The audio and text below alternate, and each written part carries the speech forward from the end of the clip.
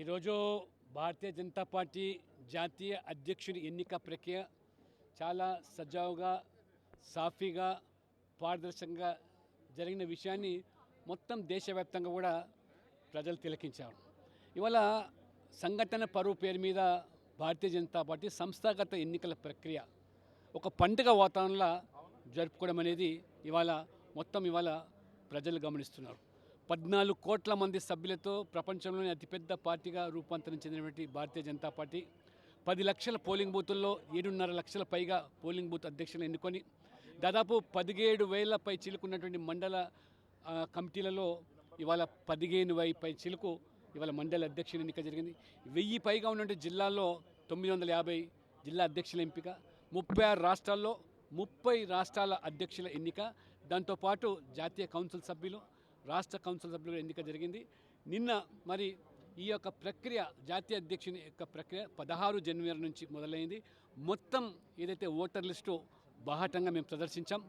7,500 మంది ఓటర్లుగా జాతీయ కౌన్సిల్ రాష్ట్ర కౌన్సిల్తో పాటు నరేంద్ర మోడీ గారితో సహా మరి ఓటర్లుగా నమోదు కావడం. ఆ రకంగా మరి 2 రోజుల తర్వాత మరి 19 నాడు ఈ యొక్క నామినేషన్ల ప్రక్రియ ప్రారంభమైంది. మధ్యాహ్నం 2 నుంచి 4 గంటలకు నామినేషన్లు, ఆ రకంగా 4 నుంచి 5 వరకు స్క్రూటినీ, 5 నుంచి 6 విత్డ్రాయల్స్. కాబట్టి 37 సెట్లు నామినేషన్లు మరి నితిన్ నవీన్ గారికి అనుకూలంగా మరి అన్ని రాష్ట్రాల నుంచి కూడా వారు మద్దతు ప్రకటించారు. జాతీయ అధ్యక్షుడి ఎన్నికకు నామినేషన్ దాఖలు చేయాలంటే ఒక రాష్ట్రం నుంచి 20 మంది, ఆ రకంగా 5 రాష్ట్రాల నుంచి విధిగా మరి ఎన్నికైనటువంటి సభ్యులు ఎన్నికైన రాష్ట్రాల నుంచే ఆ రకంగా నామినేషన్ వేయాల్సిన అవసరం ఉంటుంది. కాబట్టి ఆ రకంగా ఇవాళ నితిన్ నవీన్ గారికి అనుకూలంగా ఇన్ని రాష్ట్రాల సమర్థనతో ఎన్నిక జరిగింది. ఇవాళ ప్రధానమంత్రి గారు చాలా స్పష్టంగా చెప్పారు. ఇవాళ భారతీయ జనతా పార్టీ ప్రపంచంలోనే అతిపెద్ద రాజకీయ పార్టీ మాత్రమే కాకుండా పారదర్శకంగా అంతర్గత ప్రజాస్వామికంగా ఈ ఎన్నికల ప్రక్రియ బాహటంగా ఇవాళ జరుపుకున్నాం. మిగతా రాజకీయ పార్టీలు ఎన్నికలంటే వాళ్ళ కుటుంబ సభ్యులను ఎంపిక చేసుకోవడానికి డైనింగ్ టేబుల్ మీద నిర్ధారించేటువంటి వంశపారపారి రాజకీయాలు ఇవాళ నరేంద్ర మోడీ గారు పిలుపునిచ్చారు. యువతకు 1,00,000 మంది యువత రాజకీయ నేపథ్యంలో కుటుంబం నుంచి వచ్చిన యువతకు ప్రోత్సహిస్తాం, రండి ముందుకు, ఈ దేశం కోసం పనిచేస్తామని. ఇవాళ యువకుడైనటువంటి మరి నితిన్ నవీన్ గారిని జాతీయ అధ్యక్షుడిగా ఎంపిక కావడం యువతలో కూడా ఒక ఉత్సాహం. తప్పకుండా ఇవాళ 20 రాష్ట్రాల్లో ఎన్డీఏ ఏదైతే అధికారం ఉందో తెలంగాణలో కూడా ప్రజలు ఇవాళ బీజేపీ వైపు చూస్తున్నారు. ప్రత్యామ్నాయంగా కాంగ్రెస్ బీఆర్ఎస్ పట్ల ప్రజలు విసిగిపోయినారు. ఎందుకంటే 2 పార్టీలు కూడా ఆ వంశపారపర రాజకీయాలు, కుటుంబ రాజకీయాలు, అవినీతికి పెద్దపీట వేయడం, ఎంతసేపు కూడా ఇవాళ ఆ యొక్క రాష్ట్రాన్ని ఆ సంపదను దోచుకోవడం, ప్రభుత్వ భూములను కాజేయడము, ప్రభుత్వ భూములను దారదత్తంగా అమ్మివేసి ఈరోజు పాలన చేస్తున్నటువంటి గతంలో కేసీఆర్ ప్రభుత్వం కానీ ఇవాళ రేవంత్ రెడ్డి ప్రభుత్వం కానీ ప్రజలు అబాసు పాలైంది. ప్రత్యామ్నాయంగా బీజేపీ వైపు చూస్తాం. ఖచ్చితంగా ఇదే స్ఫూర్తితో మరి రేపు తెలంగాణలో కూడా అధికారులకు రావడమే లక్ష్యంగా ఇవాళ మేము పనిచేస్తాం. సార్, చివరిగా ఒక ప్రశ్న. రాష్ట్రంలో పెద్ద ఎత్తున ఒక హాట్ టాపిక్ నడుస్తుంది. ఫోన్ ట్యాపింగ్లో సిట్టు హరీష్ రావుని పిలిచింది. వాళ్ళేమో ప్రత్యక్షంగా బీజేపీ పైన కూడా ఆరోపణలు చేస్తున్నారు. 2 కలిసి కుమ్మక్కై బీఆర్ఎస్ ఇబ్బందులకు గురి చేస్తుందని. ఫోన్ ట్యాపింగ్ జరిగిందనేది ఇవాళ మొత్తం తెలంగాణలో కోడై కూస్తున్నది. స్వయంగా కవిత గారు కూడా అనేక సందర్భాలు ప్రకటించారు. ఫోన్ ట్యాపింగ్ మావి కూడా మేము మా కుటుంబ సభ్యులు కూడా మా బీఆర్ఎస్ ప్రభుత్వ హయాంలో జరిగినాయని. కాబట్టి ముందు కవిత గారి ప్రశ్నలకు ఆ బీఆర్ఎస్ నాయకులు సమాధానం చెప్పాలా. కాంగ్రెస్ పార్టీ కూడా ఇవాళ ప్రభుత్వం కూడా ఫోన్ ట్యాబ్లకు పాల్పడుతున్నటువంటి అనేక అంశాలు వస్తున్నాయి.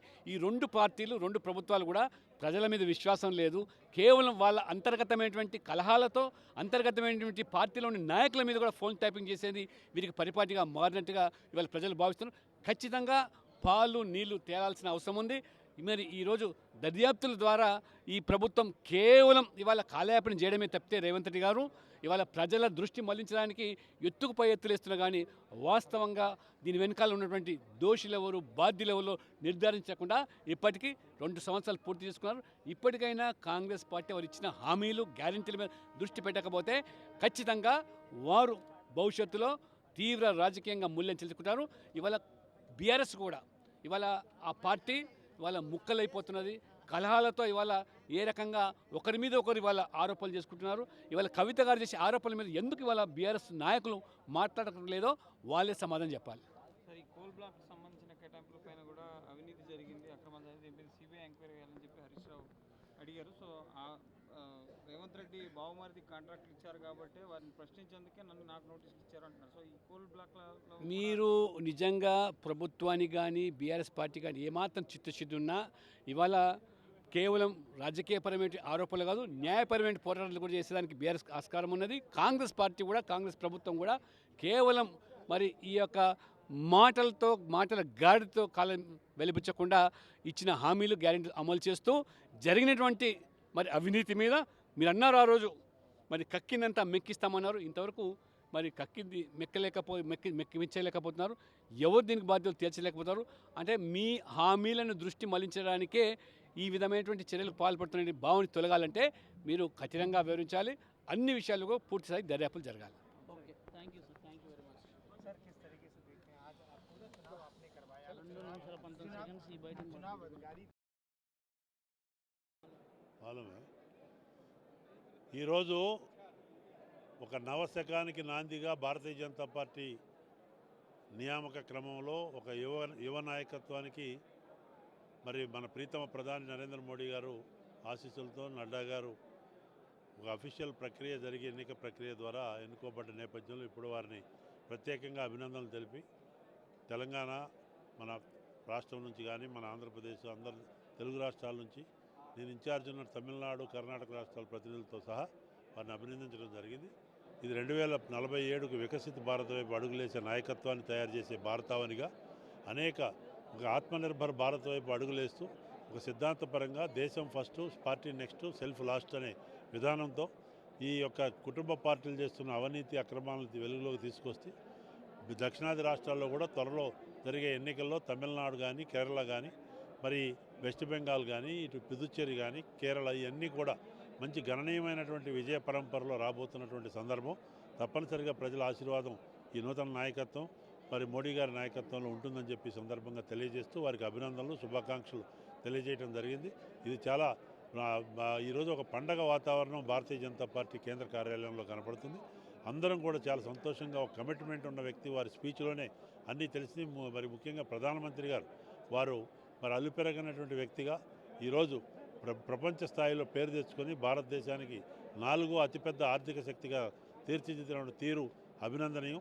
ఆ దిశలో పనిచేస్తూ గ్రామం వాడ పోలింగ్ బూత్ లెవెల్లో కూడా పార్టీని పటిష్ట చేసుకుంటూ పోవాలనేది ఉద్దేశం. ఒక కార్యకర్తగా నూతన అధ్యక్షుడు ఒక డౌన్ టు ఎర్త్ ఉన్నటువంటి వ్యక్తి, ఒక యువ నాయకత్వం చాలా సంతోషం. తప్పనిసరిగా పార్టీ అన్ని మూలలా సర్వవ్యాప అన్నట్టు తప్పనిసరిగా పార్టీ బలోపేతం అవుతుందని చెప్పి సందర్భంగా తెలియజేస్తుంది.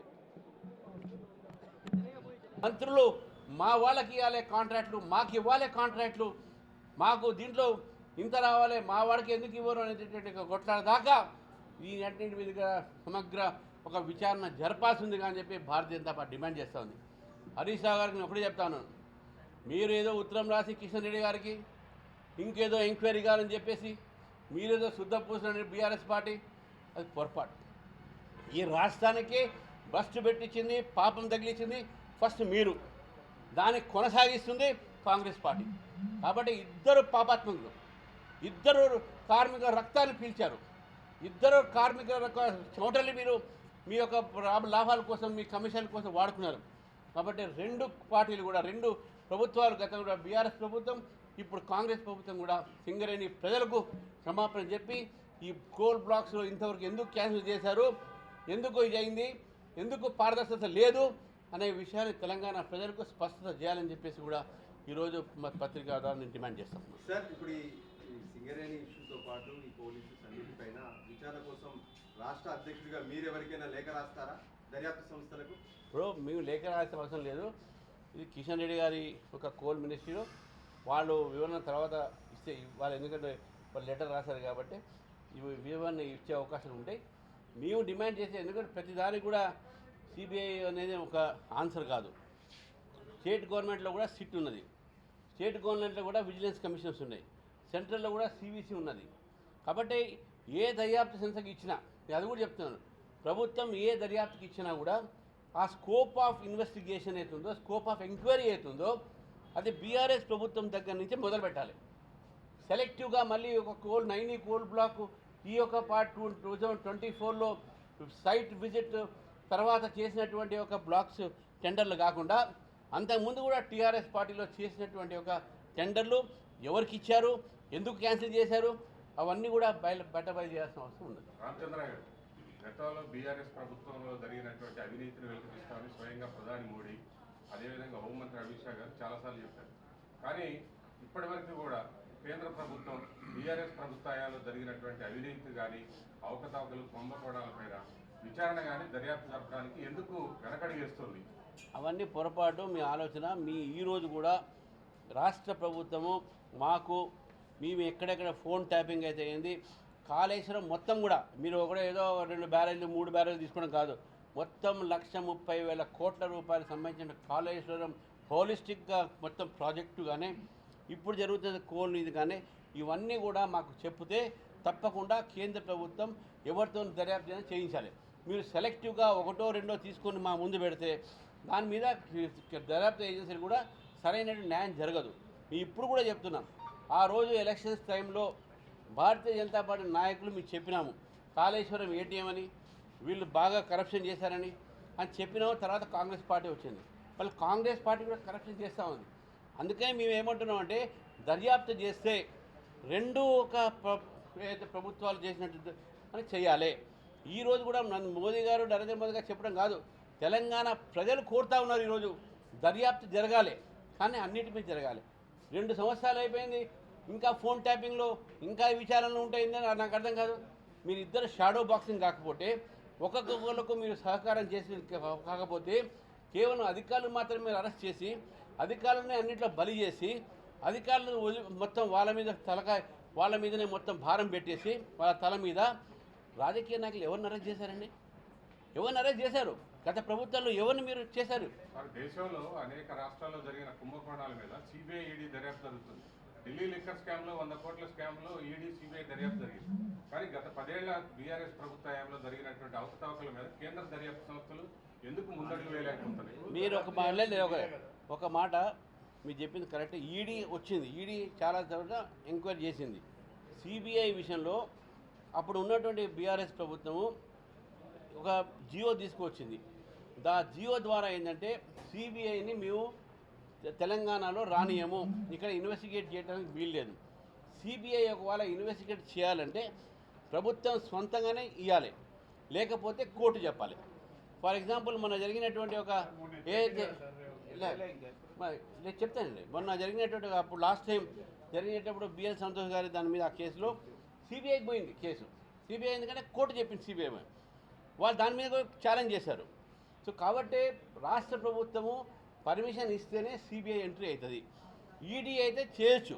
ఈడీ చాలా కేసెస్లో చాలా దాంట్లో ఇన్వెస్టిగేట్ చేస్తున్నది, దానికి పర్మిషన్స్ అవసరం లేదు. ఈడీ ఇన్వెస్టిగేట్ చేస్తుంది, రిపోర్ట్ ఇస్తుంది, దాంట్లో అవకతవకలు కనబడితే డెఫినెట్గా దాని మీద వాళ్ళు యాక్షన్ తీసుకుంటున్నారు. చాలామంది ఎక్కువ విచారిస్తున్నారు, వాళ్ళ మీద చాలామంది మీద కేసులు పడ్డాయి. తమిళనాడులో జరగాల్సినంత వేగంగా విచారణ జరపాల్సిన పరిస్థితులు ఇంకా తెలంగాణలో రాలేదనంటే అక్కడ కూడా ఇదే పరిస్థితి. తెలంగాణలో ఉన్న పరిస్థితి వెస్ట్ బెంగాల్ ఉన్నది. వెస్ట్ బెంగాల్ లాగానే ఇక్కడ కూడా వేగంగా చేయాలని చెప్పేసి కూడా మేము ఇక్కడ ముందుగా లోకల్ ఇన్వెస్టిగేషన్ ఏజెన్సీస్ వాళ్ళు చేయాలి. వాళ్ళు చేయకపోతే అప్పుడు మేము కేంద్ర ప్రభుత్వం దగ్గర మేము పోతాం. మన ఏజెన్సీస్ ఏదైనా కేంద్ర ప్రభుత్వంలో చేయమంటే వాళ్ళు చేయాలి. కానీ మన వెస్ట్ బెంగాల్లో ఉన్న పరిస్థితులు ఇక్కడ పరిస్థితులు కొంచెం డిఫరెంట్గా ఉన్నది. వెస్ట్ బెంగాల్లో ర్యాంపెంట్ ఉన్నది, ఇక్కడ 2 ప్రభుత్వాల మధ్యన ఉంది. అక్కడ ఒక ప్రభుత్వం మధ్య నుంచి వస్తుంది, ఇక్కడ 2 ప్రభుత్వాలు ఇక్కడ మీద చేయాల్సిన అవసరం ఉన్నది. కాబట్టి దీంట్లో కొన్ని టెక్నికాలిటీస్ ఉంటాయి. టెక్నికాలిటీస్లో కూడా భారతీయ జనతా పార్టీ కానీ తెలంగాణ ప్రజలు కానీ కోరేది ఏంటంటే తెలంగాణలో ఏ ఒక విషయాలపైన అవినీతి జరిగింది అన్నీ కూడా బయటికి రావాలంటే డెఫినెట్గా ముందు రాష్ట్ర ప్రభుత్వం దాన్ని వాళ్ళు మాకు కోఆపరేట్ చేయాల్సిన అవసరం ఉన్నది.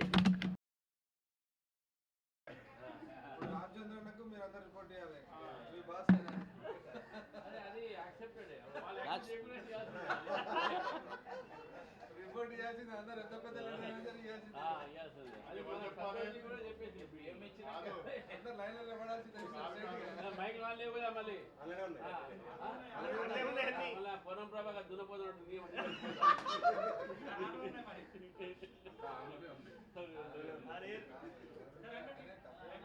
అందుకే 2 నిమిషాలు ఆగింది.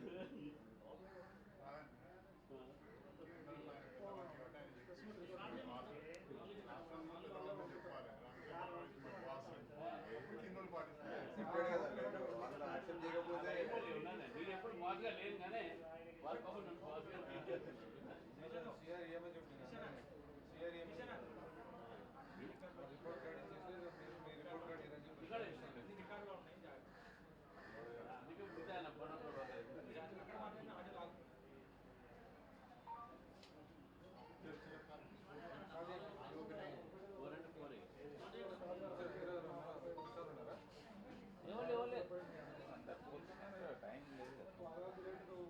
వెళ్ళిపోవడమేనా నేను నేను ఉంటాను నువ్వు అయిపోతే రేపు 7:30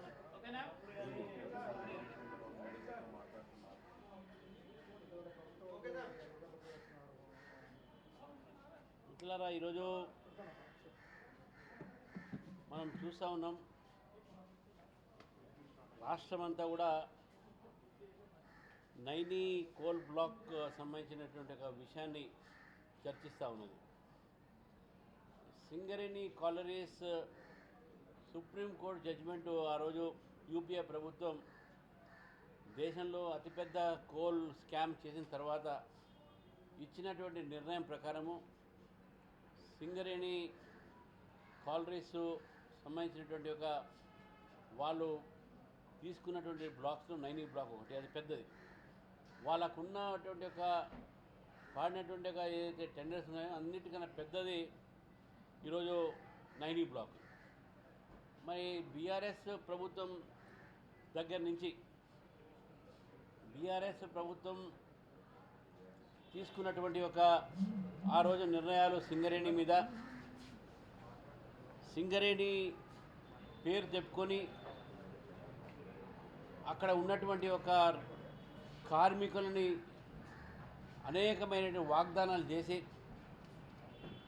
వారికి భూమిని ఇస్తా అని చెప్పి, ఇల్లు ఇస్తా అని చెప్పి, వారసత్వంలో ఉద్యోగాలు కూడా వారికి చేస్తా అని చెప్పేసి వారి యొక్క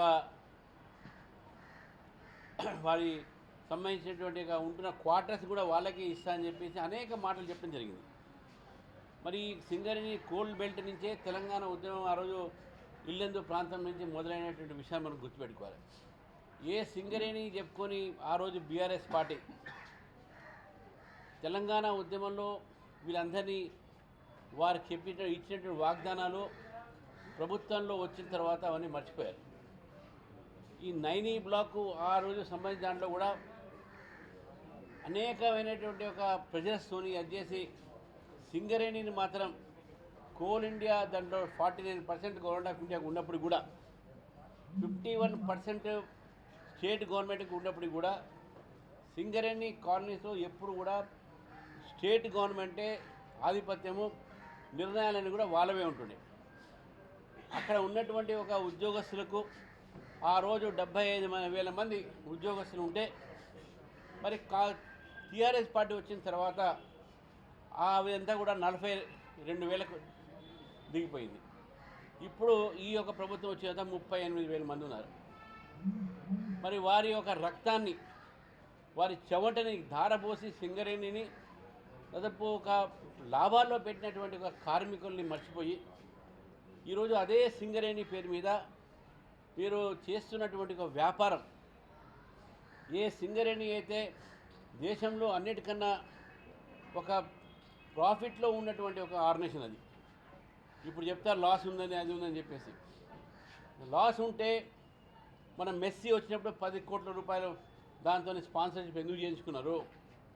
ఈరోజు లాస్ ఉంటే ఈరోజు మీరు సైట్ విజిట్ అనేది వీళ్ళే కాంగ్రెస్ ప్రభుత్వం తీసుకొచ్చింది, దాని పేరు మీద అక్కడ పోయి మీ యొక్క సంబంధించినటువంటి వాళ్ళకే టెండర్లు ఇవ్వాలనే నిర్ణయం ఎట్లా తీసుకుంటారు?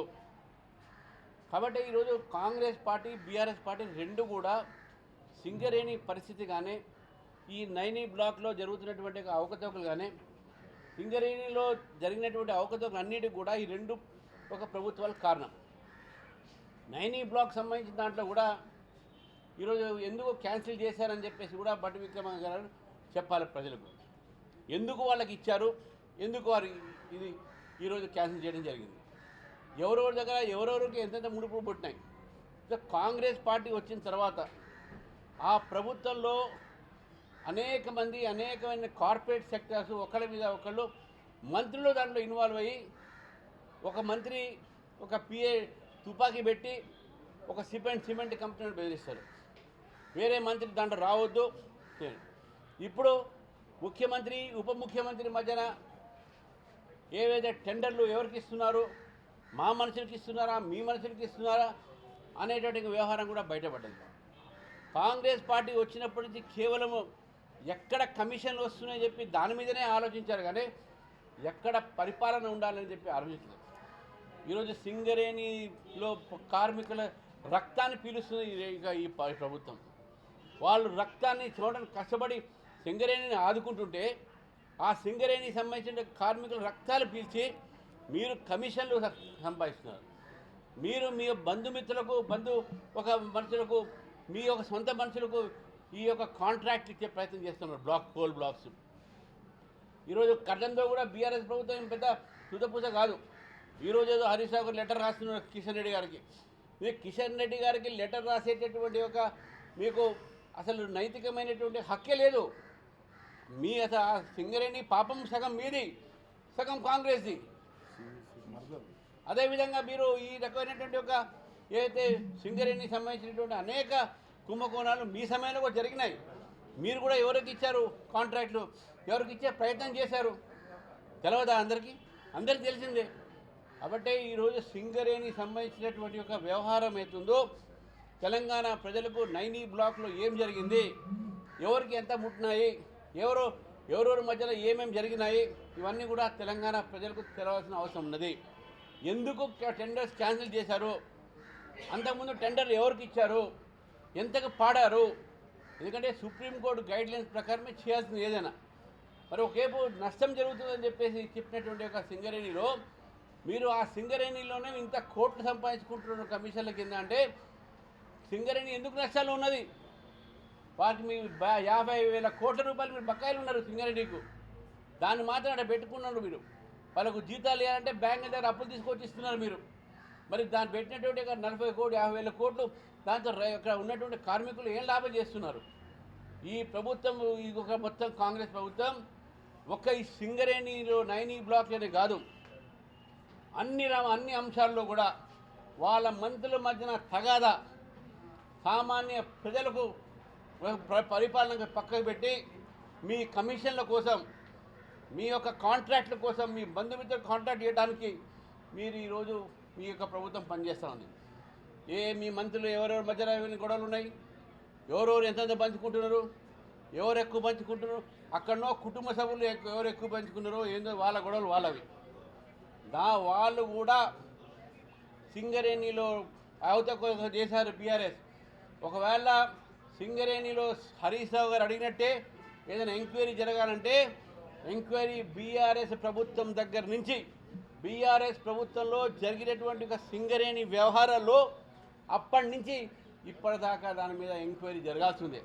అది సిబిఐ కానీ, అది సిట్ కానీ, ఇంకేదైనా సివిసి కానీ, విజిలెన్స్ కమిషన్ కానీ, ఏ ఒక్క కమిషన్ ఉన్నా, ఏ దర్యాప్తు ఏజెన్సీలు ఉన్నా, ఎవరు చేసిన దర్యాప్తు బీఆర్ఎస్ పార్టీ ఏ రోజైతే ప్రభుత్వంలో వచ్చి సింగరేణిని తన సొంత ప్రాపర్టీ కింద, సొంత ఆస్తి కింద వాడుకున్నటువంటి ఒక సమయం నుంచి ఈరోజు